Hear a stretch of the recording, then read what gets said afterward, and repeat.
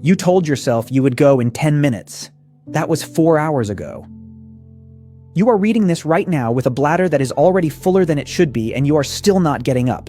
Because you never do, until it is an emergency. And what has been happening inside your bladder for the last 6 hours is something your body has been screaming at you to stop, in a voice you have trained yourself to ignore.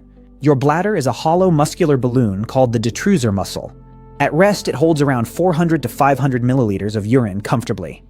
At 6 hours of holding, it is stretched to nearly double that capacity. The muscle wall that is supposed to be thick and powerful is now pulled so thin it is barely maintaining structural tension. Imagine blowing a balloon until the rubber goes transparent.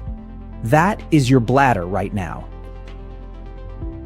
And the longer you force it to stay stretched, the weaker that muscle becomes permanently. Chronic holders develop a condition called bladder atony, where the detrusor muscle losing its ability to contract fully.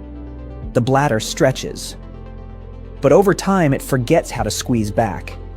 But you train it to hold, it eventually loses the ability to release properly. But the muscle damage is not the most dangerous part. Urine is sterile when it enters your bladder. But the longer it sits, the more the temperature and chemical environment shift in favor of bacterial growth.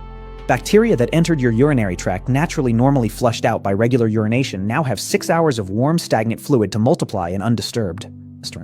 This is the single most common cause of urinary tract infections, not hygiene, not hydration, not genetics, simply holding urine too long and giving bacteria the time maintenance. Meanwhile, your kidneys have not stopped working. They are continuously filtering your blood and producing new urine. That needs somewhere to go. When the bladder is full, pressure builds backward through the ureters toward the kidneys themselves. This back pressure, called vesico-ureteral reflux, can force urine-containing bacteria back up toward your kidneys. A bladder infection becomes a kidney infection. A habit becomes a hospitalization. And your brain knew all of this was happening. It has been telling you. 𝘂𝗵𝗶𝘀𝗍 receptors in your bladder wall fire signals to your brain the moment volume reaches 200 milliliters, the first gentle urge you ignored. At 400 milliliters, those signals become urgent.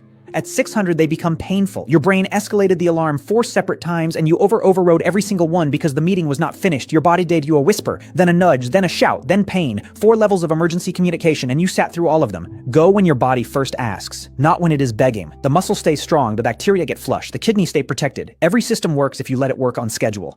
Your bladder was never being dramatic. It was a muscle being stretched past its limit, a fluid becoming dangerous, and a signal being ignored by the only person who could